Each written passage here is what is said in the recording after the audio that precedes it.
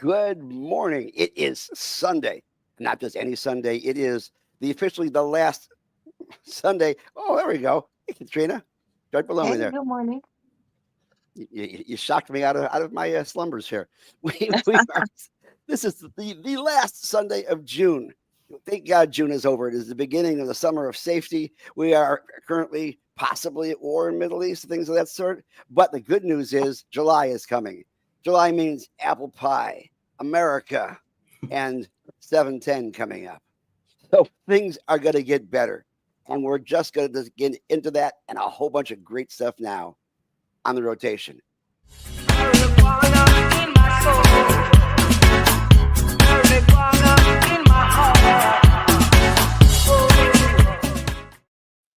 By the way, the apple pie is for the munchies, I do believe. Gary, that's Anyway. absolutely. Go ahead, Chris. Well, I was gonna say, I'm happy that it's first off, June is coming to an end. It's been a wild month, but happy Pride Month to everybody who's celebrating and moving into the hot point of the summer in July. 710 is coming up, and I want to just start out with a little bit of education, a little bit of history, because everybody knows 420. Everybody celebrates on April 20th. People love it. But not a lot of folks know about the modern celebration of 710. And I got to turn it over to the dab master himself, Carlos, to tell us a little bit about what is 710, Carlos. Well, and Cody, please cut me off if I'm misrepresenting the 710. No worries, man. But I don't know if any of you guys have ever done this like little magic trick here, right? There's oil, right? So like there's dabs, right? Cannabis concentrates, if you will, where you extract the oil from the leaves. And this is everything that stoners want. This is terpenes, if it's done right. This is cannabinoids. This is highly concentrated stuff. Sometimes you need a blowtorch and that freaks people out, but you don't always need a blowtorch. And the thing about 710 though, is that if you turn oil upside down, it makes the number 710. And go to your calculator, type 710 and then flip it upside down. So on 710 now, the dabbers, if you will, my fellow dabbers have started a new stoner holiday where the real serious stoners come and get together and dab it the fuck up. Yeah. I love it. I think you hit it right on the head, man. I first read about it in a High Times article in like February of 2014 is where the concept first came to my brain and where everything kind of got started for us here in Florida regarding Dab Day Productions. But yeah, I think you nailed it. And I read that article in High Times and just realized there was something there. There was a reason to celebrate, which is always good. Where, the more, especially in this day and age, like you mentioned, going into this summer, the more we could give reasons to people to celebrate and get together and feel happy and not worried about all the shit going on in the world, I think is a win. So that's definitely right on. I think you did it well, Carlos, for sure. Now, I just wonder what that original conversation was like when like these guys were like, they were dabbing like archaically, like they were dabbing on like titanium nails and shit. Oh yeah. And so they were just like red-eyed popping out shit. And they're just like, wait a minute, oil upside down? Boom. Oh my God. 710. Yeah, I wonder who the first person is that actually discovered that. I'm not sure, but obviously it was somebody who turned their calculator upside down, which I guess, just so you know, us boomers have been doing that since they were the original $100 Hewlett Packard or Texas Instruments calculators back in the 1980s or so when they first started popping up. And I was actually selling calculators at a kiosk at a mall in University for $100 for the basic scientific calculators. Wow. At the time. That was before they became like super, super cheap. But yeah, even back then when all we had was like Mexican brown and Thai stick, you could turn your calculator upside down and say, whoa, you can like write words. Yeah, I remember that in like grade school. It was like I forgot the one we used to all say. It might have been boobs, unfortunately. It was all Boobs. boobs. It was definitely boobs. That was the Boobies. one in school. We used to always 6006 or something. I don't Right. remember. But Trying to act like you don't know, bro. It's 8008. I haven't all this calculator talk. I don't know the last time I've used a calculator, not on the computer or on the phone, unfortunately. Then we won't discuss slide rules. Wow, yeah, Now, that's not. now, Carlos, we haven't actually introduced ourselves yet. Right. We kind of like got ahead of ourselves. Right. Joe, I'll start out first. My name is Gary Stein. I'm the Master of Public Health and the Political Director here at Suncoast Normal. Now you can go ahead and put in the applause. There you go. And just below me, her Deputy Director, our Master of Business Administration, and our Entrepreneur Extraordinaire, and the head of the flagship CBD and mushroom dispensary of Ybor City, Carlos Ermida. Thank you. Thank you so much. Thank you. And to my left, possibly your right, I'm not certain, is our Executive Director, coming to us all the way from Anne Arundel County, Maryland, where he comes near the Beltway, so we can hit him below the Beltway, our Executive Director, Christopher Cano, and Master of Public Administration. Bam, bam, bam. And down below me, still in her birthday suit, as you can quite tell. Well, one of kind, anyway. Is it your birthday today? All month. The entire month. It's coming to an end, so we have to collect Let's all not your speak cards. about the end. We don't want to talk about endings. Katrina, how we doing today, Katrina? We're good. We're blessed. Sorry about last weekend, fellas. I just want to apologize, but I was, dealing with some things. I was, partying. Well, that's the good news about having no memory. I have no idea what the heck happened last week. I watched. And Chris, why don't you go ahead and do the honors for our guest today? All right, yeah. Just as we were talking about with 710 coming up, we thought it would be prudent, of course, to really showcase a mover and shaker and someone who has really created a space for 710 culture in the state of Florida, and that is, of course, Cody from Dab Day Productions and the Florida Grows Music Festival. Cody, welcome to the rotation. Yeah, thanks for having me on, guys. I really appreciate it. Happy to be here. Happy Sunday. I'm glad June is coming to an end. I celebrated a birthday in June as well, so happy birthday month, Katrina, as well. But thanks for having me on, guys. Excited for 710 coming up, and it should be a good month ahead. Thank you, happy birthday. Hell yeah. Thank you. I gotta say, my first experience with Dab Day, if I'm not mistaken, was at the Art Basel Dab Day down in Miami, and that was in 2017 for me, I believe it was. I was about to say that was before the COVID. It was an experience, and it was definitely a great time. I saw so many folks. I saw the space for the culture, and I thought, man, we could never get away with doing some shit like this in Tampa, because it was definitely one of those rugged, early times. And now Dab Day has morphed into this humongous festival, and it's coming back to Tampa for the second year in a row. And so I'm excited. It's going to be at the Cuban Club, which everybody knows is iconic in Ybor City. And it just, if you're listening out there and you've never been a part of a Dab Day, this is something that you want to go to. It's definitely a great celebration of culture. It's a lot of fun. You see so many diverse faces, vendors, folks that you can interact with, music acts. And if you go right now and you click the link on our website, and it'll take you to Dab Day. You type in promo code normal. You can get some discount tickets available to you. So thank you for Cody for setting that up. But I wanted to go to you now and showcase, first off, tell us how this all came about and how you have taken, something that was an abstract idea and turned it into, not just one, but two of the most successful styled music festivals and events that we have in the state of Florida for the culture. Yeah, absolutely. Well, thank you for that amazing introduction. We're super excited to be back in Tampa. Tampa's been amazing. That event historically for a full decade, 10 years, was in Miami. And, it just felt like we were ready for a change. And we had all the, a lot of people reaching out from the West Coast saying, hey, there's a home over here for you guys. So it was really exciting to launch for the first year last year. And it went really well. The feedback from the community was amazing. And, mixing the event, with music and art and all the other elements that make our events what they are was really important. And I think just the crowd and the community over in Tampa responded very well. So we're stoked to be back. It's going to be amazing.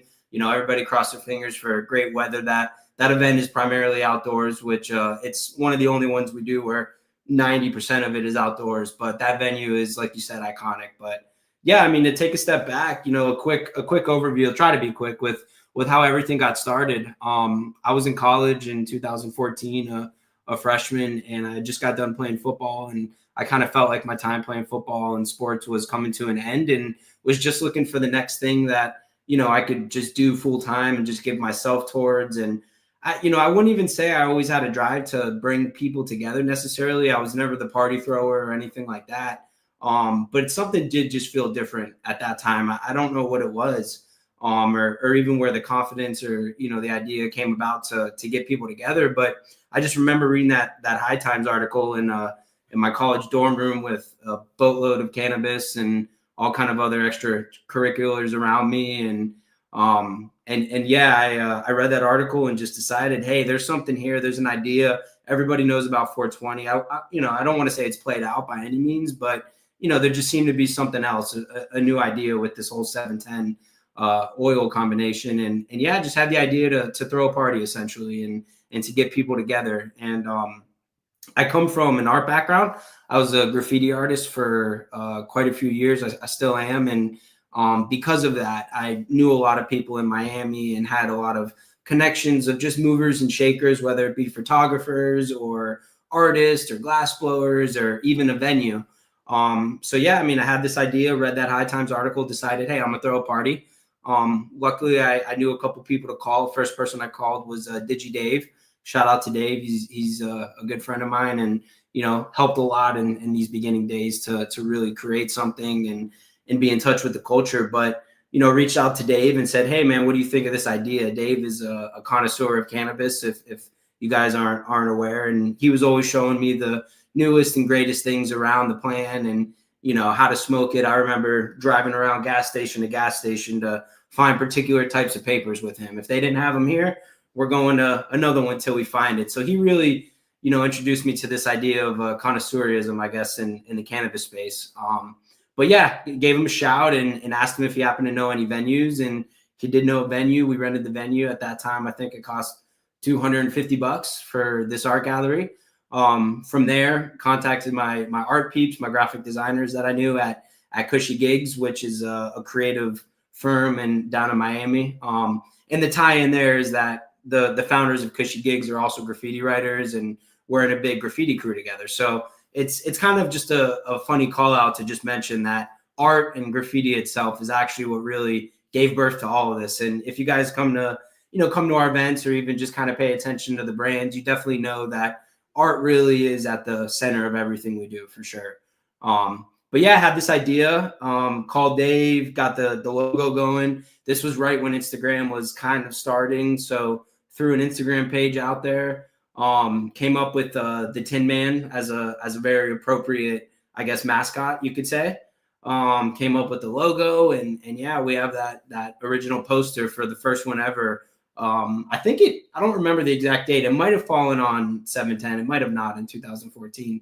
But we threw this event at the Purvis Young Art Gallery in Miami in July. And another one of the first calls, who I have to give all credit due because, this is a normal get together, was Karen Goldstein down in South Florida. She's been a part of everything we've done since day one. And, at this point in her life, I think, she's able to come out to some events, and COVID obviously took a beating on everybody and put a lot of pressure on people maybe not to come out. But it's always a beautiful moment when I get to see Karen. And yeah, just shout out to her and the whole South Florida Normal crew. They always were helping and pushing, and they're still a part of all of our events. But COVID was a big reset button for everybody in the industry. man, I mean, I can honestly say you could separate the entire industry in Florida from pre-COVID to post-COVID and see how things have changed. Events. There were so many events prior to COVID that either had to downsize to the point that they weren't even themselves anymore or disappeared entirely. And yeah. Gab Day did decrease Yeah. but the spark was still there, and it's still going up. And we appreciate you coming back to Tampa because, driving across Alligator Alley is not as fun as everybody thinks it is. Yeah, especially if you get stuck in traffic, there's nowhere to go. Exactly right. And so we're grateful that you're coming back to the iconic Cuban Club, which is a 100-year-old building that is really a part of the Cuban history here in Florida, and possibly even the place where they first put salami in a Cuban sandwich. Really? Which Miami still hasn't gotten a grab of yet. That's awesome. Yeah, the Cuban Club is iconic. It's also one of the most haunted venues in the United States, which is a very interesting. I love all that paranormal stuff. So when I learned about that, it forever had a place in my heart. We have an iconic Halloween event up in Jacksonville. If we didn't have that venue and that already in place, we would for sure do a Halloween celebration in Tampa at the Cuban Club, because I always feel that vibe in that basement. It's which used to be a bowling alley at one point in time. I love Halloween. You superstitious. Why, Cody? Let me ask you though. Why the Cuban Club? What was it about that venue that was just like stood out? I think the flexibility of the space, number one, having the ability to grow there, which we can do. I think we could see ourselves there for a couple more years, depending on how things shape out. But yeah, just the flexibility of the space, the team, the central location. It's like really, to me, one of the, for our size event, that event is like a 2,000 to 3,000 person size event. So it's big, but it's also not ginormous like the festival that we have. So the space just really fits us very well. And yeah, again, it's just something we can grow into. And after doing last year as, somewhat of a trial run, I'm very excited to be back in 2 weeks and have all these, very small changes that I think are going to make a big difference for the event and for the space itself. So yeah, I love the space. I love the team that's over there, and anything with historical just pulls on my heartstrings. I love anything that, has a story behind it, because, we have our own story. So to be able to tie in with other groups and people that have a story to tell, I think is just a perfect fit. So yeah, we're excited to be back. It's going to be a lot of fun. And yeah, looking back in 2014, we did that first event and, maybe had 300 people show up, I would say. Couple vendors and some glass blowing, a real rinkety dink sound system. And it was a good time, and something was special. Something was there. Definitely didn't know what what it really was for a couple of years to still come after. Was also a college student at the time. So it was kind of a side project, but I took it very seriously and still do. It's the only thing I've ever done since that time. But yeah, from there, we grew. We threw another event later that year, based around Amendment 2 at that time, 2014, as you guys all know. Amendment 2 did not pass, but we made efforts to help it pass. We threw parties around it. I think it was called the Ballot Bash. And yeah, did everything we could do. And we've always invited Karen and Normal to come and solicit signups and things of that nature through the events, just to let people know to get out there and vote if you want to make a change. And wherever you're voting. We were talking about this before we got on the air, but that's kind of our stance is we don't want to tell people how to vote. We don't believe in that. We believe in just letting people know their options and understanding what's out there, and just encouraging them to get involved and ask questions, and still operate pretty true to that to today. But from there, we kind of just snowballed and just kept doing one-off concept events from 2015 on. Came up with, during that time, it was a lot easier. It was a lot smaller scale. We were able to throw up events within a month or two's notice, whereas now, everything is 6 to 8 to 10 months planned out. Our festival is it's a 365 endeavor these days.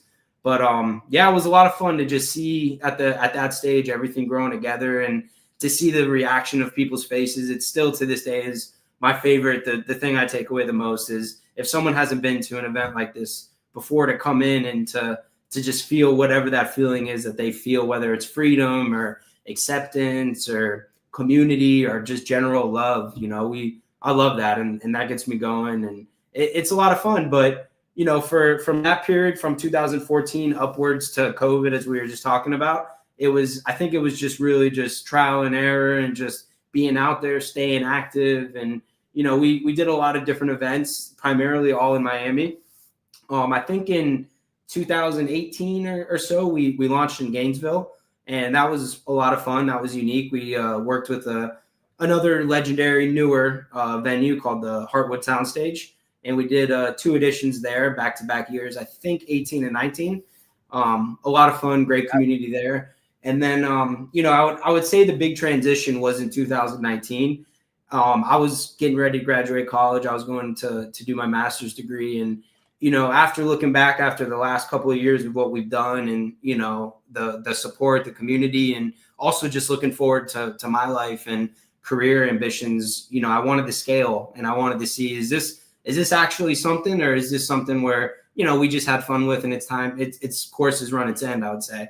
And so in 2019 for 420, shout out back to 420, the original holiday, we launched a big event. And this event was like, for me, a scale tester to see, can we scale up? Can we do it at a big scale? And we did an event called the 420 celebration down in Wynwood at Soho Studios, which was just a ginormous warehouse. It was way bigger than anything we'd ever looked at. All the risk involved with doing that event, the cost and the time and all of that. It was another level. And it was meant to just, be a test, and it worked. So after that event, it was a successful event. It was a lot of fun. There was things we could, of course, do better at that event. It was the first time we really tried to merge. Up until that point, I would basically call us underground, more or less, I remember going back and from 14 to 17 or 18, going around to smoke shops myself and, passing out flyers and just trying to network with people face to face. Guerrilla marketing is still to this day probably the strongest tool anybody could have. And we would get turned away from putting up posters because it had the word dab on them, and that was just like, that was mind boggling. It still is, but I guess everybody was somewhat scared and nervous at that point. It's understandable. But yeah, back to 2019, we scaled up. It was a lot of fun. It was a successful endeavor. And that's when it was like, hey, let's take this serious. Let's move into something bigger, which kind of gave birth to the entertainment side of things, I would say. As much as all of these events are about cannabis, now they've morphed into music, art, and cannabis. And for our festival, we like to phrase that as music, art, and freedom. But yeah, right after that, we got together and decided, hey, let's launch like a full-scale music festival, with all of the support around Dab Day that we've had. Let's try to transition to a new project. So we branded a festival in Miami called Liftoff, and it was all set up to go. It was supposed to take place over 420 weekend in 2020. And as we all know, the world shut down. And in March, we had to make that decision of, there's no way this is happening. So, let's cancel this. Let's take a big pause. And we did do that. Probably a blessing in disguise, but that's another conversation. And COVID hit, like we were mentioning. And, while we definitely weren't doing our normal operations during COVID, one thing we did do is we still got people together. We did, we flexed, and we never had a period of more than 3 or 4 months without an event. And I think that was definitely one thing that kind of set us apart at the time, is like, we were willing to eat that. And none of those events were successful for us, but they were successful for the culture, for the community, for the brand. And honestly, that's all that mattered. So we did drive-in movies in Fort Lauderdale. We did, I think 3 of them, which were a lot of fun. It was the unique challenge setting those up, but it was a success. And then from there, we also brought an event back down to Miami towards the end of COVID. I think it was called Neverland in the Garden or something like that. And that was a lot of fun. And then, 2021 came, and it was like, hey, this is, you either got to keep it moving or call it quits. So we kept it moving with Dab Day. And then we also, because of that cancellation with Liftoff, I had this drive to start a festival and to just start something big and mainstream and fun, and the concept came to us, and we launched Florida Groves, which to this day is still by far the biggest venture I've ever been a part of, and happy to be at the helm on that project. It's a lot of fun. Since day one, my partner Patrick has supported that event and given his life to that as well. So big shout out to Pat. But yeah, things started to change at that point and started to get serious, and we launched the first Florida Groves in 2021, I believe. And it was a lot of fun. It was essentially, for the first year, it was like a bigger scale Dab Day, if you will. We had a ginormous stage with the Expendables, Julian Marley, Roots of Creation and some other musical guests. A bunch of dispensaries were involved. A bunch of our gray area partners were involved, and it was a lot of fun. And I would just say since then, it's, all these events we're doing have just really grown over the year in terms of production and sponsors and scaling and attendee experience. And here we are going into 2026 with Florida Groves. And I mean, it's about to be the biggest, coolest, single event that I've ever been a part of. And I'm so fucking excited, excuse my language, to be able to do that and give, the community a place to go. And, Florida Groves itself now is, people do look at it as a cannabis event, but we really don't. We look at it as a music festival, and because we're independent, we are able to integrate cannabis into the festival very strongly, where, if we were owned by Live Nation or something like that, which don't say Live Nation out loud to me. It makes me ill. Yeah. And in the, in the first couple of editions of Florida Groves, there were conversations. People had came and really liked what we were doing, and people had expressed interest in getting involved and potentially even buying the festival. And, those things didn't work out, and we didn't really necessarily want those to work out either. So it's, it's a good thing, but because we are independent, we're able to push a lot of those boundaries. So, at Florida Groves now we have a very concise concept. It's called the Green Grove. And inside of that, you have 75 vendors, companies, sponsor activations, roll bars, photo ops that are all based around cannabis, from the biggest MMTCs down to mom and pop shops. And it really is everybody in between. We also have a nonprofit row we always work with at the Green Grove as well. This year we were working with a couple of different ones. Normal had a booth, of course, but we had 40 tons that was involved. We worked with a brand out in the West Coast that set up a roll bar. They're called Lux Roll Bars. That was an amazing experience. I mean, you got to literally just walk up and watch some of the most talented artisans, rollers, shout out to Logan Staygreen, but create cones and hash rolls and all kind of stuff that you could more or less walk away with something with. Now be careful here, because we have one of the best rollers in the world in your lower right-hand corner over there. Yeah, no way. That's incredible. Well, Katrina is a multiple winner of our rolling contest. And very nice. So Logan then, I'm sure, right? Well, I can tell you that there are some cigar rollers who are crying just looking at her work, And, that's awesome. And we have some of the best cigar rollers in the world here in Tampa. Well, we got to do something together. We should. You should hop in our roll bar sometime. I roll, but we'll see what we can do. That's awesome. Very cool. Cody, I've been to the Dab Day that you had in Gainesville. You mentioned Karen, and shout out to Karen for inviting me to that first Dab Day in 2017 at Art Basel in Miami.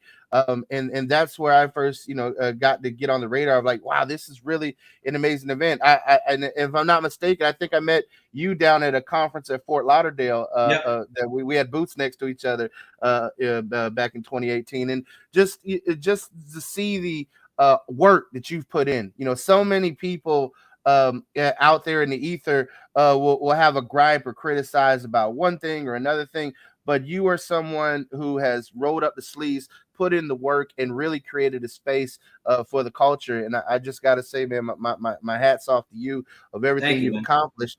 I've not had the opportunity to personally go to a Florida Groves Festival yet, but I am looking forward to going in 26. I think that just, the feedback that I've gotten has been positive. You setting up at the Central Florida Fairgrounds. I used to live down the street there, in Pine Hills, and I can tell you, like, it's just the amazing spaces that you've chosen to create these various events. I mean, you definitely are thinking, outside the box, and every time I see it, like, wow, I would have never thought to do that. So you've also been bold and took a lot of risk, and sure. Now it's paid off. And so, I just got to say, man, when it comes to, if I think of people in the space in Florida, who have really moved the needle forward for the culture. It's definitely been people like yourself, and you are definitely one of the luminaries in all of that. Gary mentioned we do a annual fundraising event, which is our best in the Bay rolling competition. But what you got going on, man, I would love to just bring more energy to that. I mean, you've created safe spaces for the culture and for people to have a really good time. Like, even if you're not a cannabis consumer, you can go to a dab day, Exactly. you can go to a Florida Grows Festival and still have an amazing time. And I That think is that's what I correct. want. That's what I want people to really take away from it. For those who are watching this and those who may not be heavy consumers, maybe you don't even ever done a dab before, but Dab Day could be your opportunity to really have a great time. And if you stop by, Carlos loves giving people their first dabs and watching them cough their lungs out. I've heard of a lot of funny stories from the chillum, but we could talk about that It's true. another I time. have a But question.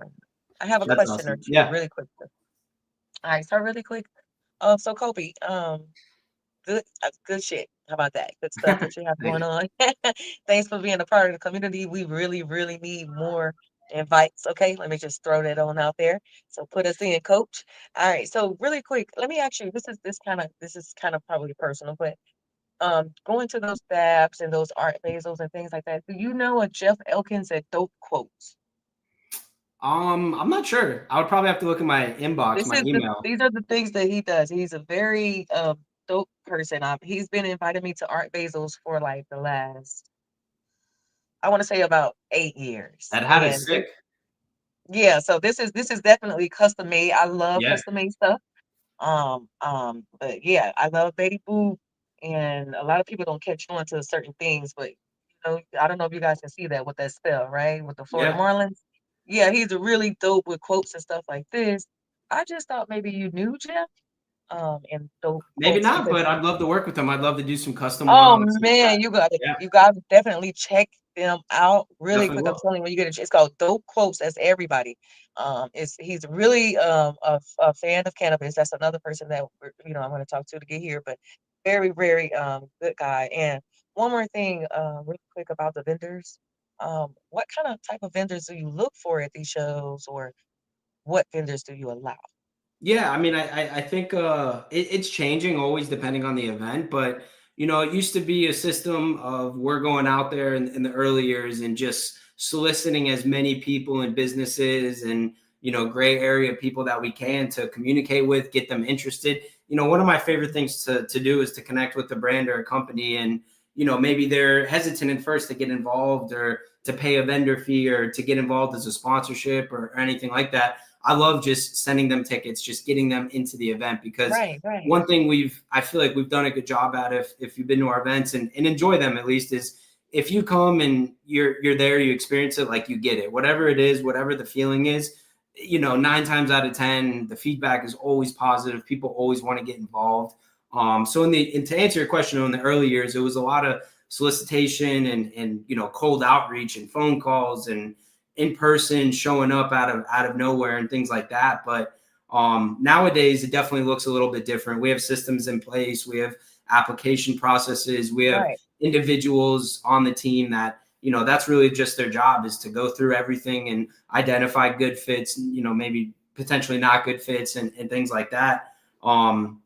But yeah, I mean, at this time, we do have essentially a book or a group of partners that are well established and have been with us for a long time. And one thing I like to do, of course, is I like to offer just diversification in terms of partners. So, depending on what your opinions are in the industry, and we've seen them all, and I respect them all, and I don't have strong beliefs on one way or the other. That's not really my place. My place is to just what the current state is and make that work for what we have. So currently with the way we have the medical program, of course, it's a natural fit for MMTCs to be involved and to go out there. And, the feedback from them is that we are one of the best events for them, if not the best, for patient to patient interaction, collecting data, offering deals, driving sales back into the stores and things like that. So when it comes to that side of things, we have relationships with just about everybody, and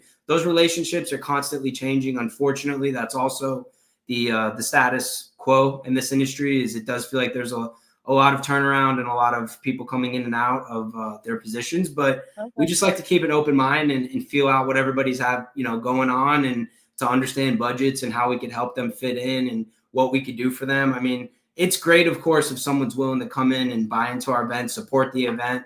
But at the end of the day, if they're not going to have anything unique to offer, or if they just want to be out there with, just a tablet signing people up, that doesn't do so much for us. So Right. we like to identify people that are willing to give Like- back to the event, whether it's freebies, whether it's, someone willing to do a dispensation on site, with free Right. deliveries and things like that. And then when it comes to everybody else outside of the MMTCs, we just love to identify, brands that are essentially popping and interesting, and, have products that are unique and things like that. We get hundreds and hundreds of applications a month and DMs and things like that. And, people, I'm sure some people have reached out and, haven't been able to get involved, and maybe they have ill feelings about us because of that. But Well, you know, what do you? Hold on, really quick. I'm really fond on communication. All right, Yeah. so let me stop you. So what is it that you're gonna do about that? Because I'm trying to do a little more with my team as well. yeah, It's just been my birthday month, so I'm a little lackey. But the communication part, to not make a supporter feel that way. What other team are you gonna create? What are you gonna do to prevent that? Because what if these are really major key people that can be the support that you need for that you know what I mean, for that event? and Or at the end of the day, not the what way I you look know, at is it, who you know out everybody's here. So yeah, every person is important. Every single right, person that reach out supports, whether they're, someone who's on the media team or someone that applies to be a vendor. Like, everybody's on a level playing field. Nobody really has a leg over the other. We listen to everybody. We read every application. We constantly answer people with no's, and that is a tough part of the job. But I think it's really how you deliver the message more so than what your message actually contains. So, I mean, right. we do I feel like we do a good job, and I want to make sure we continue to do a good job of being respectful, of being concise, of not leading individuals on and things like that. I mean, at the end of the day, it is a business. So, if we can bring you in, we'll tell you. And if we can't, we can't. I was picking out certain things you were saying. Yeah, it's a business, and like I said, I knocked down Live Nation with absolutely no love whatsoever, because they are the kind of corporate feeling that really kind of destroyed the concert industry, as far Oh as my I'm God. concerned, just as much as Ticketmaster did. I was at Bonnaroo this year, man, when they shut that thing down. That was pretty crazy. And that's what happens sometimes when the corporations get in. And this is what happened with us here when we started out trying to make cannabis legitimate here in the state of Florida. Kano and us, we tried to decriminalize it here in Tampa to make it so much easier for I would say the gray area, as you call it, to exist. Yeah. Because the legacy market, there's a lot of people there who are involved with love, and then there are other folks who take it down. And so therefore the gray area is part purgatory and part safe space for the people who want to do it right. And I see you're towing a very thin line, it seems, and yet you're able to make it with a corporate base so that it has some kind of substance at the bottom, so that it does not appear just to be, like I said, on the edge at sometimes. So it can continue to grow without having to fall back and fall back and fall back. Although it's good that you're fluid enough to be able to fall back at those times. Yeah. But how do you grow something within the gray area that, as the people in Tallahassee call it, the gray market, which they are so frightful of? Yeah. If I may, Cody, before you answer that, I actually think I've been waiting to say a comment. I think it kind of fits in here. And I just, first off, I love everything about the beginnings of the festival and the way you talk about how you look for partners. And it reminds me, first off, of like myself and Kano starting this organization where we were just getting the feeling that like there was something about the movement itself that was lacking. And I think one thing that you do is that you first off you're running a business, but I haven't heard one thing like Katrina asked you, how do you look for vendors? And you're not like, well, if you're willing to pay all the fucking money, and you're looking to advance the culture, 100%. Yeah. and I think it's something about this organization, this Dab Day Productions in Florida Groves Music Festival, that it's not necessarily about the profits. Profits will come, but there's a culture here that's very important. There's this alternative culture. It's not just about smoking weed. It's about the music. It's about the feeling. It's about the Yes. community. Veterans, patience, sickness. Yeah. Well, not Things like that. not not just that, not just from the activism side of things, but there's one thing that's really great about your organization, and I think that is really lacking in the movement itself, is that weed is fucking cool. I think that's one thing that we need to remember. Like, we can get so stuffy and we can be like, oh, medical marijuana and cannabinoids and terpenoids and flavonoids, and and then all of a sudden that turns people off when they don't understand. And we're like, I remember the first time I felt free as a pothead, and it was at a fucking concert. Yeah. I was in the crowd with all these people that were like me, and I was smoking weed with them. And we were enjoying the music, we were enjoying the time. So I really appreciate what you're doing. I really think what you're doing is very important for the movement itself. I know you're like, we want to be, we don't want to tell people how to vote or anything like that. But for the general well-being of cannabis itself, I think what you're doing is so fucking important. Yeah, man, I appreciate that. And one thing like I've always believed since the beginning is, number one, like a foundational just feeling that I have and the way I go about cannabis, my personal consumption and personal life, is that I think cannabis should be readily available. I think it should be accessible to adults. And, I don't want to say exactly regulated like alcohol or anything like that, but I do believe there should be a no barrier to entry with cannabis and cannabis products.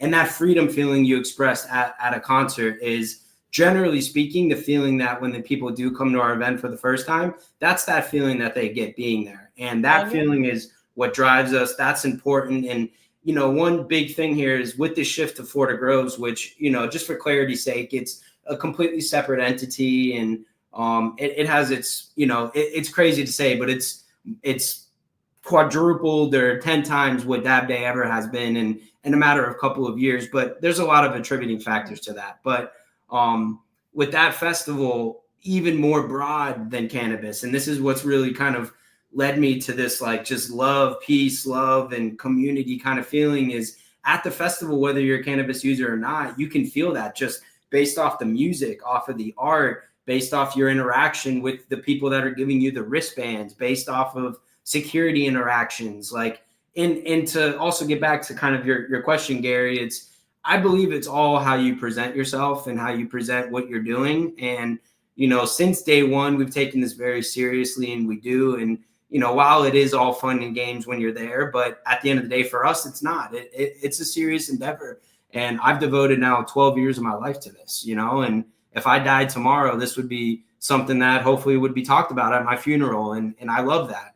And, it's something I do want to do for the rest of my life, whether it's on the cannabis side, whether it's on the festival side, whatever it ends up being on the music side. But yeah, it's really all how you present yourself and how you structure your business. And, you made the comment of, the vendors coming in, and it could be just about money and profit. And number one, if it was ever about profit, we would definitely not be here today. That's a fact. And then number two, if we just let anybody come in that was willing to pay, it would be so watered down, and it would be such a poor display of the culture, and that's not to talk bad about anybody that's willing to get involved. It's just sometimes people get very excited. They come to an event and they see somebody doing something and, hey, I want to do that. And so I'm going to apply and try to do that. It's like, hey, man, we only have 50 spots. We only have 50 opportunities for a company or a brand to get involved. And if this other company has been doing it for a long time and structures themselves professionally and has value to add, then maybe we're not the place for your first endeavor. That being said, we totally believe in building people up and being a tool for them and guiding them and helping them. I mean, I offer myself up to anybody that, you know, wants to discuss and even just brainstorm. And to just follow up on that, one unique thing we do with the festival is we have an internship program with UCF. And, you know, we've now been a part of 100, 200 college kids' careers and help them learn and shape them and, you know, offer ourselves up for one-on-ones to just, which I love getting on. That's one of my favorite things to do when a student wants to just get one-on-one and talk about, and for them, it's definitely more so of the entertainment industry based around the festival, because the festival is a whole different ball game than Dab Day. But that's one of the greatest things I've ever been able to accomplish with this, is being a tool for young people to build off of, to build their resume with, to learn from, to, you know, if I could let them know some of the struggles I went through and how they could potentially avoid those or turn those into, you know, positive momentum things, then, you know, that's all that matters at the end of the day. And that's really all this is about. It's just momentum going forward, just staying active, being, you know, and that was one decision during COVID. We could have easily, you know, just sat around and waited till things were back to normal and not done anything, but we chose to, you know, tarnish our resources in the faith of the movement and the community and culture and keep people active, give them a place to be. You know, so much happens at the events too that we're not even aware of, that is so amazing. People meet their significant others. People meet people they're going to go work for and have a career. We've seen people get engaged, you know, at our events, and that's incredible. You know, the fact that someone thought that this was the special place for them to do that, like it's unreal. But all of those little moments that happen between people and friends and groups and meeting new friends, and it's so special. And, you know, the festival is really where we're seeing that grow. But at the same time, as we, you know, grow with the Florida Groves Festival, we're able to use what we're learning, those tools, those team members, those resources, to come back into Dab Day and to make Dab Day an even better experience. And I truly believe that this year specifically, the events we have to offer, starting with Tampa with Dab Day, they're going to be the best events we've ever thrown, for sure. They're going to be the most well-structured, the best attendee, you know, experience, the best everything. And we're just really excited for that. And, you know, at the end of the day, we're living and learning, and we do a lot of things wrong, you know, and that's kind of also to either Carlos or Gary, I think you mentioned it, just or Chris, you might have, just the work that goes behind everything. And well, you're trying to strive for legitimacy in a somewhat edgy, not quite legitimate market. yeah, There are a lot of bad players in there, and it's not a matter of scale either, because whether you're a guy who just bought a food truck and is trying to sell stuff out of there that you're not supposed to be selling it out of, to up to multi-state organizations who sell hot dog water and claim that it's a legitimate product. And I'm not knocking down True Booth. I don't even know who those people are. But the fact is, regardless of the size of the organization, it doesn't really pretend as to exactly whether you're a good player or a bad player or not. So how do you weed out those folks who could take your brand down by being included in your event? Yeah. And we don't even, you know, again, I don't even look at them as like, oh, they're going to potentially take us down, or it's not a good, it's just, hey, you're not ready. And we have, you know, we have policies and we do have, I don't know what the word is, but you have to meet a certain type of criteria to kind of play the game, whether it's at the festival or here. I mean, and when I mentioned scale, I definitely only mention that for us internally, just how we're trying to level up and become bigger. I mean, the way our ambitions have grown from day one are just incredible. I mean, now what's potentially ahead of us with the festival and the partnerships that are coming, you know, with that are just, it's so exciting to see. I mean, you know, I used to, during Dab Day, like I used to look up to someone like Secret Sesh. If you guys are familiar with that group out in Cali, they used to go to Cali, Colorado. I think they dabbled in a couple other states maybe, but I mean, that was like, all right, what they're doing, that's what we want to do. We want to be, I never wanted to be secret. And I think that's also what helped us is in the beginning days is, you know, we put ourselves on the line. We risked a whole lot, whether it was money, freedom, anything. And I just was never afraid and hopefully won't be ever to go have those uncomfortable conversations. I mean, I remember before the 420 celebration, the first event that we scaled up with in Miami, you know, I had to go have a conversation with the city of Miami police and a lieutenant, and go to in his office and discuss with him how this is going to work and how it's going to be acceptable. And we've had so many of those conversations to date, you know. Rules and regulations, yeah. Yeah, fire. And that's the funny thing, that word regulation. Like, most of the time when we're having these uncomfortable conversations, which I welcome in and I love them, because without them, we're never going to be able to grow. Like, if we're not putting ourselves out there and we're not risking something or in some sort of uncomfortable feeling, then we're not going to get bigger and better and create more of an impact in the community. But I think all of those moments have just added up to where we're at. And I know we have a million of those moments ahead of us still.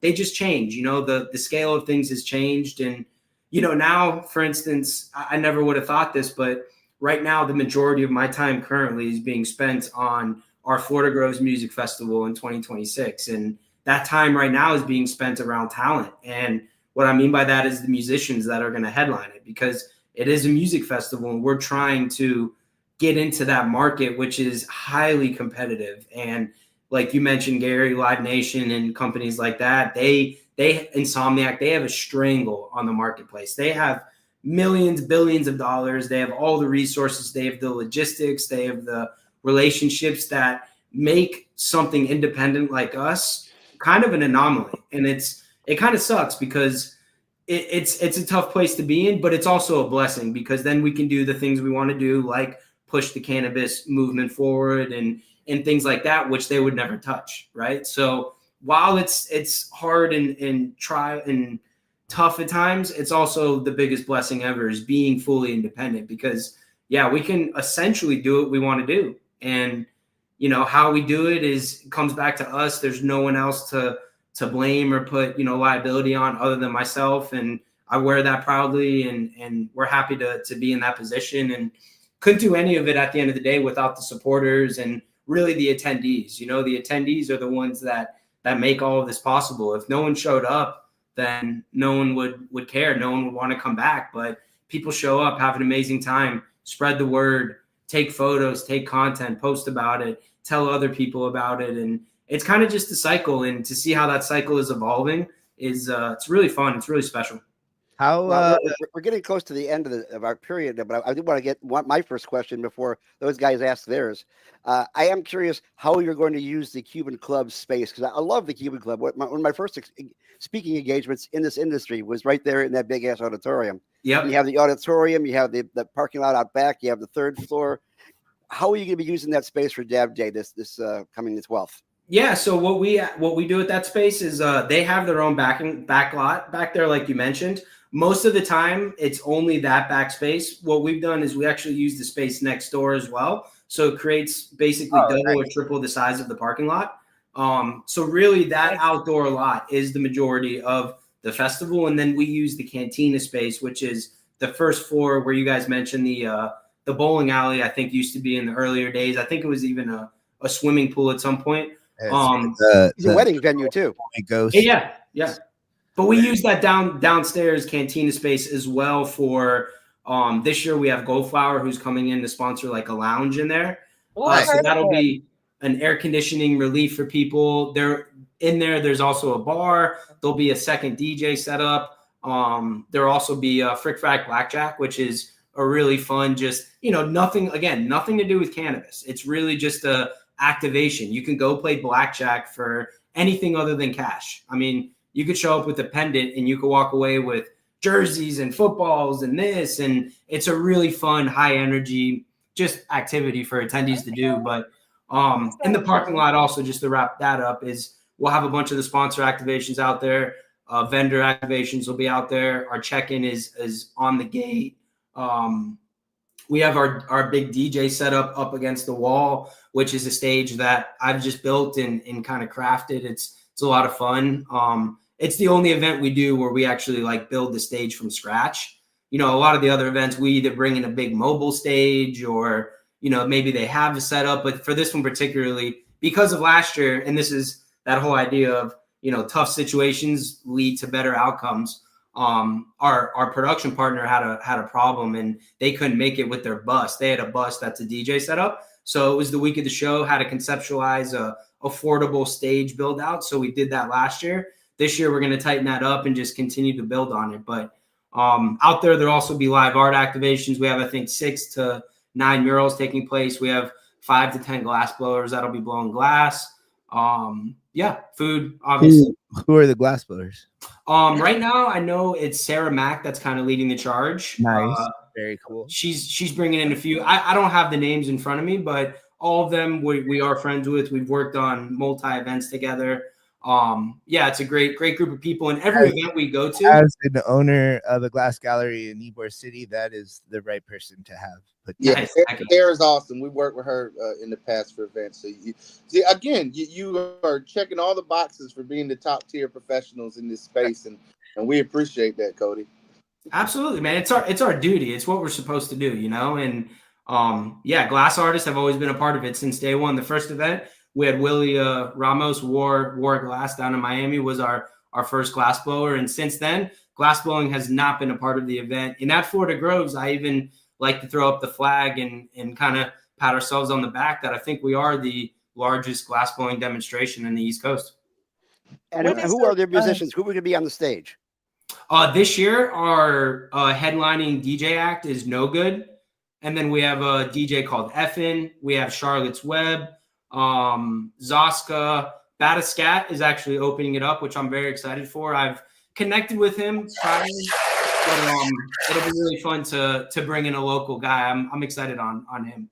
We've had Batascat as well perform at events. So yeah, man, I just every time you drop these names and we already see the product that you put out, man. It's just great to see people doing it the right way and being successful. Like your success brings us joy, and we just want to share in that with you, man. And that's the greatest thing about it too. I appreciate that, Chris. But seeing so many other people go out and do events and create their own environments around it, that's been so satisfying. And some people get all bent out of shape in competition, and that I love it. Go do it. Please come to an event, see what we do, and go create that in your neighborhood. That's special. The fact that we could even have an impact like that on somebody to go and create a whole new movement, it's the best thing ever. And if anybody has any questions or concerns about it, how do they contact you or your organization to go ahead and connect? Absolutely. So if anybody wants to get in touch about Dab Day specifically, the best way would probably be to go to Instagram at 710 Dab Day. On there, we have a link to a vendor application. We have a link to our email. They can send us a DM. We do have a team that, of course, is on social media and monitoring all of those. And they could just email us directly at info@710dabday.com. And then for Florida Groves, the music festival, same thing. They can go to the website also as well, 710dabday.com or Florida Groves Fest, floridagroves.com. And from there, you have all the links you need, social media, emails, everything. Really quick, just really quick to throw it out here. Really quick, we have a couple minutes. When is the next day of the event in Miami? Your next event that you're having in Miami? I know you said the link is going to be there, but yeah, Miami is a tricky subject. I could talk for an hour about that, but all right, don't worry about it. No, you're good. Miami, our next event will be during Art Basel on December 6th. Oh, I'll bring a banana and some duct tape. Yeah, we can make $5 million. Is it Art Basel or Art Basel? It's Art Basel. All right, good. I'll say it right from now on. I just gotta share with you, Cody. My very first dab mat is a 7-day dab day dab mat. So nice. That was the very first dab mat I ever owned, and I still have it, and it is covered in dabs. Actually, dude, we'll get you a new one. Is it one of the mood mats of our logo? It was the one with the Tin Man, and it was the round mat. Yep. I have it. I have a 1-year-old now, so I have all my dab equipment tucked away in a big Tupperware. Oh, congrats! I have a 1-year-old as well, man. She's 14 months. She was actually born on 4/20. Oh man, congrats! Yeah, my son. Okay, look at you. The universe knew. Crazy enough, she was born on 4/20, and her birth weight on the birth certificate 7 pounds 10 ounces. Wow. The so you just knew he was all in, y'all. for you. Yeah, When he you're saw that, such a he was piece all in. He was like, "The universe is telling me something. I got to go all in." That was it. I almost feel bad for her Dude. now. She has like an expectation, but it's Cody, you are such a dedicated marketer. Wow. I don't even know how you did that. that was all my wife, man. The baby was actually very late. She was almost 2 weeks late. So I know my wife was wanting her to come out anytime, and then it was 4:19. We're in the hospital, and I was kind of gently nudging her, like, "Hey, you think tomorrow? Shut up!" And sure enough, it He happened. was not. So you actually held back the day of Oh, confinement for your wife until 420 just to make Yeah. that happen. I Just had a like lot to Pete do with it, Sessa's for mother sure. did 50 some odd years ago. That is awesome. That's funny. That is awesome. Yeah, It was I a wish I pleasure had meeting you, something to do with Cody. it. That's commitment. That's Yeah. commitment. It was a pleasure meeting you, Cody. Thank you. so Yeah, much. pleasure. No, I'm happy to chat with all you guys. It was awesome. That was the quickest hour ever. You guys said an hour, and I was like, oh, all right. But I know how this goes. Once you start chatting, I can talk for another 2 hours for sure. Well, Oh, I'll leave you with this thought. we know. Concentrate that is strictly isolate is bullshit. Okay? You need to have full spectrum, and that's it. I'm telling all the vendors out there too. Tired of this shit. Let's get back to full spectrum. Thank you. I believe that. Full Love plan, full everything. Get everything that's involved in there. Well, Cody, thanks again for joining us. You're welcome back in the rotation anytime, brother, especially when you got an event coming up. We would love to have you back on and partner with you for future events as well. We look forward to seeing you in a few weeks at the People Club in Tampa. Let's do it. It's going to be a lot of fun, guys. Definitely hit me up if you guys need any extra tickets or anything like that. And then, yeah, would love to maybe even we come back on in the next couple months and talk about how the event was from your guys' perspective, and would love to hear your feedback and any things we could do better. And from there, we'll be going to Jacksonville for Halloween. And from there, it'll be Basel and Florida Groves in April. So a lot of We have fun a book stuff. bag Would love to giveaway. have you guys at everything. Hopefully, we'll find out if Awesome. ghosts do dabs. We have Well, a book bag Carlos- giveaway Out in too the if you guys Cuban want to Club. donate anything. Yeah. Let's not forget that. Carlos, We have a with book all of bag that, giveaway. I think it's time for the news, brother.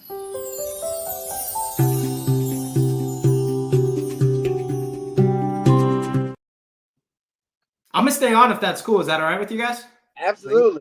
Cool. So look, at the top of the news hour, I think it's important breaking news that folks understand that Texas has become the 40th state to adopt medical cannabis. Republican Governor Greg Abbott has signed legislation into law expanding patients' access to state-qualified medical cannabis products. House Bill 46 opens up the Texas Compassionate Use Program, which, very similar to the Florida Compassionate Use Program, was essentially low CBD only, low THC CBD only. But this includes folks suffering from chronic pain, Crohn's disease, traumatic brain injury, and other newly eligible conditions. It also expands the variety of cannabis formulations that patients may possess and significantly increases the total number of state licensed dispensaries that can operate in the state from 3 to a total of 15. You think of a state like Texas, which is bigger than most countries on the planet. They only had 3 licensed dispensaries. Now they're going to up that to 15. You got to think about where Florida started, third largest state in the country. We started out with just 5, and here we are today we're looking at upwards of 40 once all the licenses are dished out. Now, under the revised law, which will take effect on September 1st of 2025, patients are permitted to vaporize but not smoke cannabis. Again, these slow rollouts of systems and what we've seen from conservative lawmakers in various states. Florida was just the same way. Ron DeSantis actually had to sign an executive order allowing for smokable flower in the state of Florida. So obviously Texas has a lot of work to do, but shout out to all the folks in Texas that are pushing this, our normal chapters and such, trying to make that happen. Now, medical cannabis products in Texas may not exceed 10 milligrams of THC per dosing unit, and physicians may authorize only up to a 90-day supply of medical cannabis for qualifying patients. Now, I think it's important for folks to realize that according to 2025 data from the Texas Department of Safety, over 116,000 patients are active right now in their compassionate use programs. And, lawmakers initially established a program in 2015, much in the same way, we had ours coming out, and expanded it in 2021. Again, this makes Texas the 40th state for medical marijuana. So, if you think about it, there are only 10 states left that don't have medical marijuana programs in the United States. and there are still half the states that need adult use programs. So this is progress. You know, it's been 50 years, over 50 years since NORML was founded, and we're still continuing to push into various states. You know, there have been ups and downs in Texas. The governor also vetoed the bill that would have outlawed the hemp industry, and so now they're switching to, you know, how can they regulate it, and we're seeing a lot of that across the country. You know, we can talk all day about the folks that are pushing the hemp bans, and you know, it's the large scale MSOs that want to push out competition because they're operating in margins. They don't like the fact that mom and pop hemp shops like where Carlos operates definitely chips away at those margins that they're betting on to, you know, fugazi their investors. But it is what it is. We're going to continue to push back across the country and make sure that the cannabis space does remain an open market. And shout out to the folks in Texas who have got them this far. It has not been an easy route. We feel your pain. We know what it's like in Florida to have to jump through 1,000,001 hoops, but Texas is finally getting there. So I'm glad to see that happening. Now, on the other end of the spectrum, you see the social justice and restorative justice aspects coming around. And I got to give a shout out to Democratic Governor of Maryland, Wes Moore, who has announced his office is pardoning nearly 7,000 Marylanders with prior marijuana-related convictions. These are in addition to the 175,000 marijuana-related pardons that he issued last year. And Governor Moore's progressive leadership on righting the wrongs of cannabis criminalization in Maryland is commendable. I mean, hundreds of thousands of Americans across this country are still stigmatized by their past convictions, and most jurisdictions in the U.S., as we just said, now no longer consider it a crime. So, given the overwhelming popularity with voters, clearing marijuana records should be a justice priority in every state that hasn't done so. You know, pardons are a recognition of forgiveness of past crime, and as required by a separate legislation that was signed by the governor earlier this year, all pardoned cannabis offenses will be removed from public view by January 31st of 2026. Maryland actually just got their adult use market in 2023. So again, shout out to Maryland NORML and all the folks at National NORML Office who continue to push and you know, I'm proud to work with Governor Moore up here in the DMV. He's really been solid on a lot of issues, everything from cannabis to child care, to making sure that even though the budgets are being cut, we still fully fund education. And so when you look at politicians that are actually getting it right, he's definitely one of them that's leading in this country. Now, moving from the political side of things, but not so much when you think about it, there have been, you know, in the news recently, and I've been very disappointed to see it from a lot of mainstream media, from CNN to Fox, that marijuana increases your risk of a heart attack, that cannabis is dangerous. And Boo. yeah, boo. And I think for folks who want to learn more, NORML consistently, especially shout out to our National Deputy Director, Paul Armentano from NORML, of making sure that we know the latest studies that can debunk this. And the recent study with data published in the American Journal of Preventative Medicine Focus shows there's no significant link between current marijuana use and increased risk of heart attack. Adults who acknowledge having used cannabis in the past 30 days do not possess a significantly elevated risk of heart attack as compared to non-users. This is from a pair of researchers that were affiliated with the University of Oklahoma's Hudson College of Public Health, and they assessed the relationship of marijuana use and asthma, depression, and heart attacks in a representative sample of over 729,240 individuals. So unadjusted models determined that current marijuana consumers possessed a decreased risk of heart attack and an increased risk of asthma. However, these associations became non-significant once the investigators adjusted for pre-existing health conditions and age, etc. So these findings seem to support previous studies that show marijuana use is not associated with myocardial infarction or a heart attack, for those of you who don't speak fancy Latin medical terms. That's Researchers very. Researchers did identify a statistically significant link between current cannabis use and depression, but they caution this result does not indicate a causal association.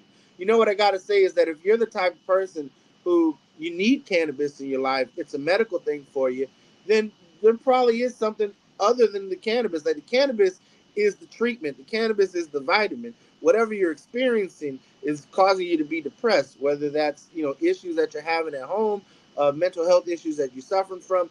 And we've seen this with our veterans. We've seen this with folks all across the country with mental health.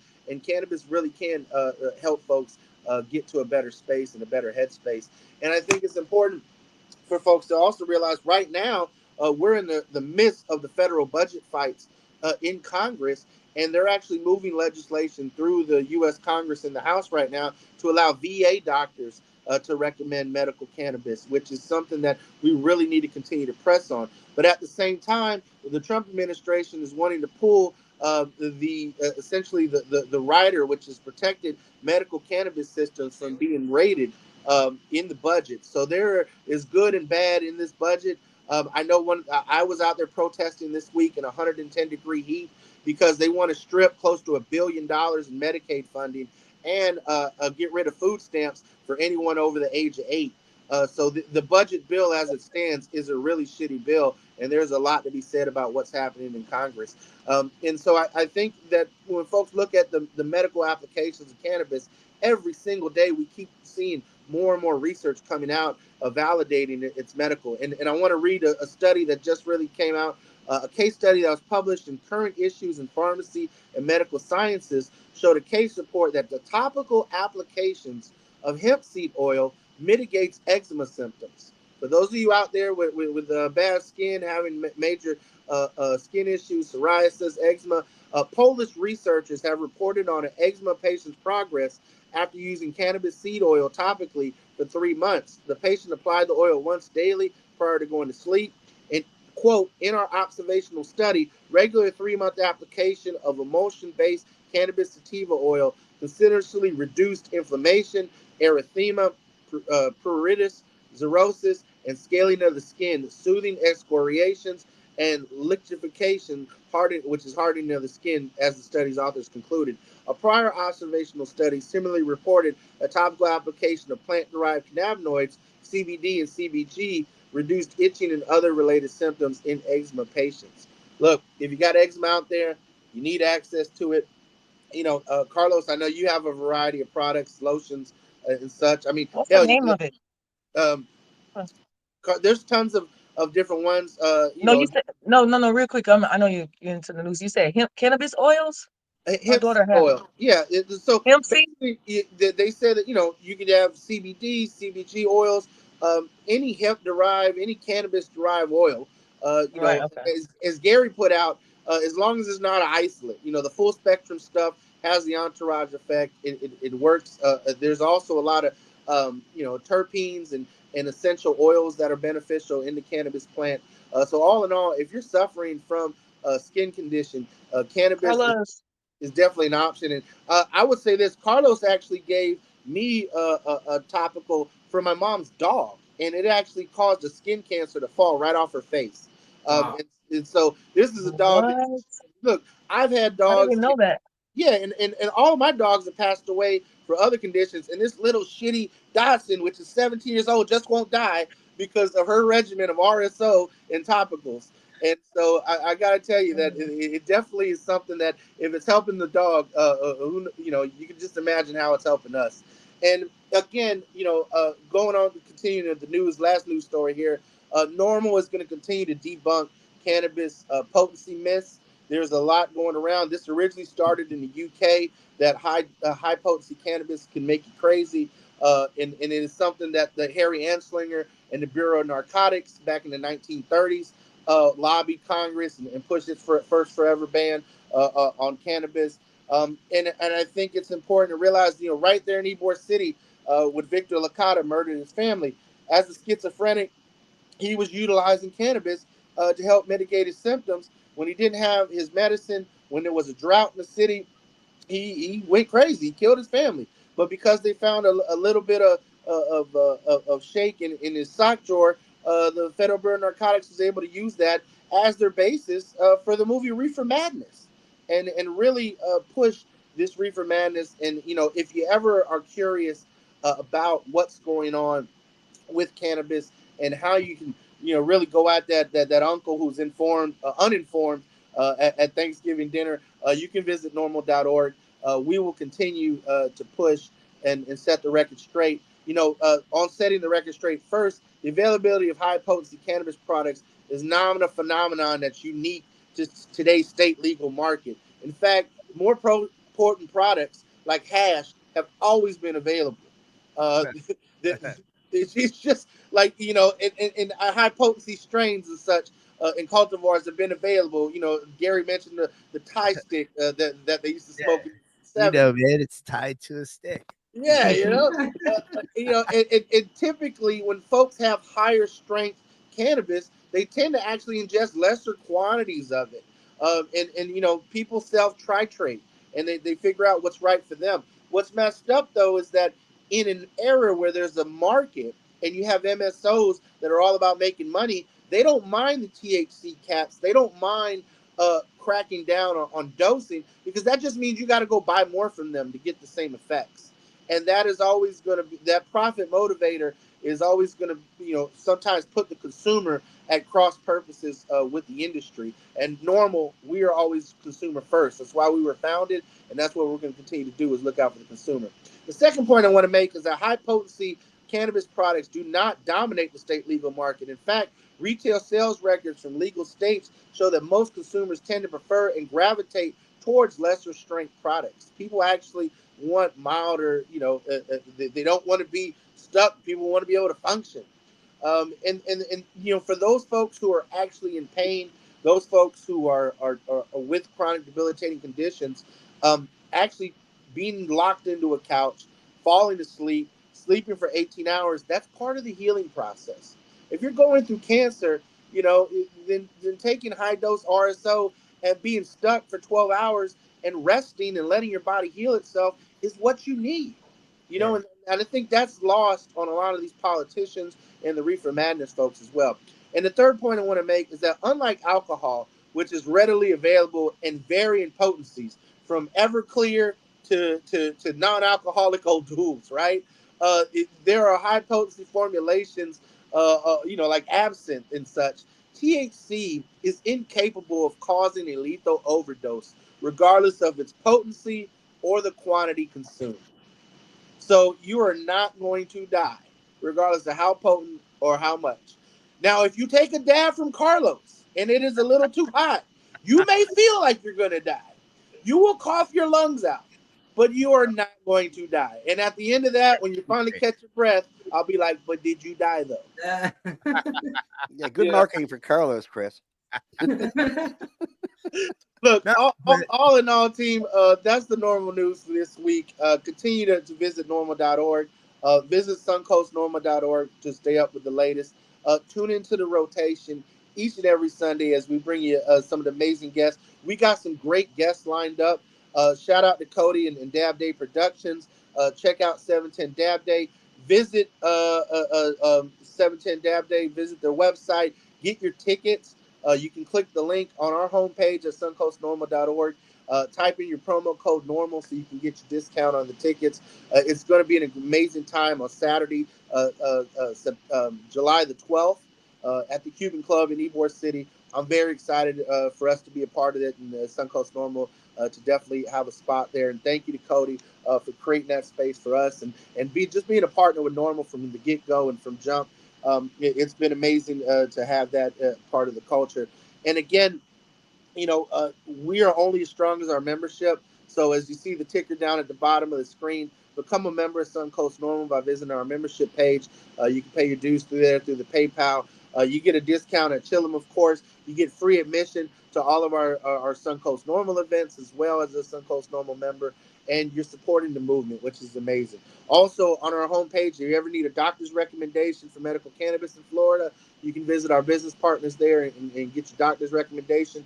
And if you need more education, we actually partner with medical marijuana awareness webinars each and every week. They have an amazing schedule of different topics to help educate first-time users and even veterans of folks who want to learn more about how cannabis can work for them and their chronic debilitating conditions. But all in all, we are consumer first. We're going to always support what folks are doing. We want everyone to have safe, quality, and affordable access to their cannabis. And that is really what we're all about. We're going to continue to be about. And that's all I have to say about that. And this for program notes. Go ahead, Carlos. The potency thing really blew my mind recently. I'm sitting here staring at a fridge that was filled with hemp drinks earlier this week, and I remember talking to my staff a little while ago. I literally was asking them why they weren't ordering more like stronger drinks, and their answer was people just like to chill. Yeah.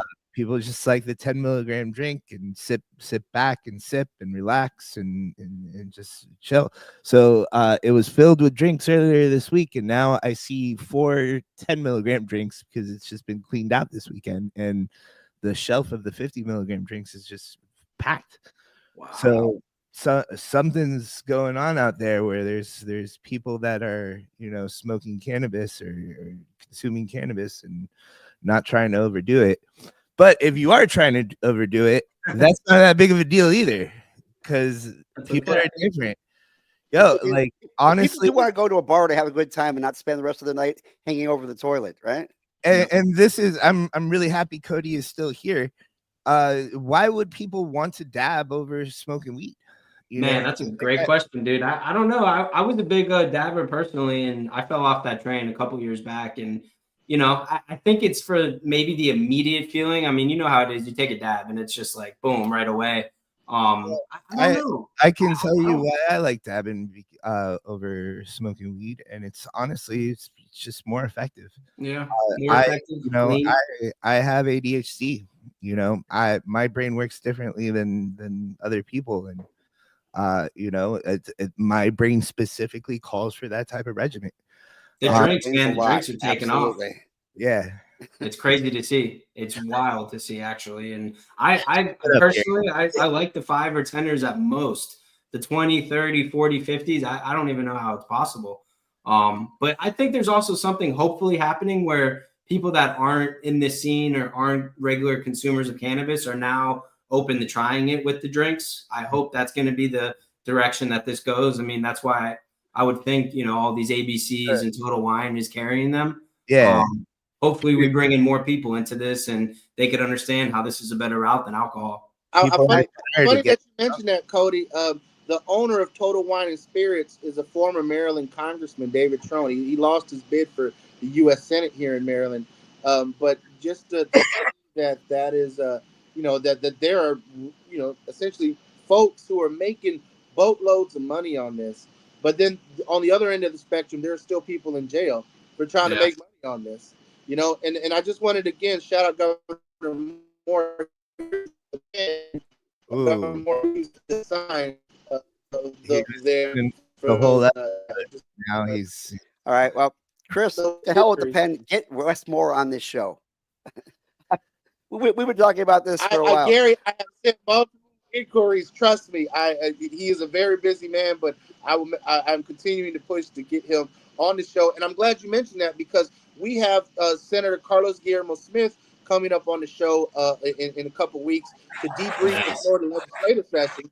Thank you, Gary, for booking him.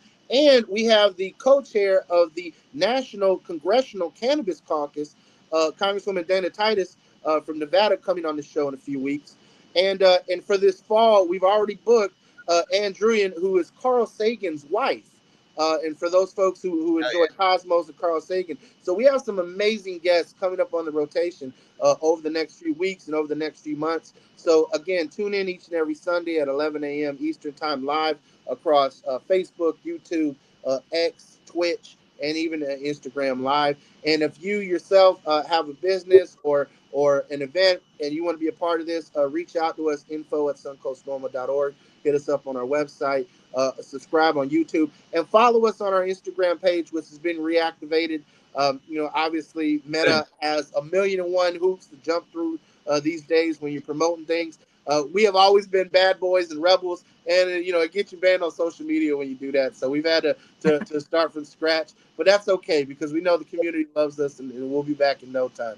And again, become a member of Suncoast Normal. Visit suncoastnormal.org and join and be a part of the movement. And again, go to 710 Dab Day on the 12th at the Cuban Club in Tampa. We'll see y'all there. We'll be there. Cody will be there. And again, you promo code NORMAL for those discount tickets. and let's have a great summer. Hey guys, before we go, I just wanted to say thank you guys for what y'all do. And you guys said thank you to me a million times, but without you guys, without Normal, without people with this kind of passion and drive to stay at it and stay consistent, none of this is possible. So truly, thank you to y'all. Hats off, man. Thank you. Appreciate it, Tony.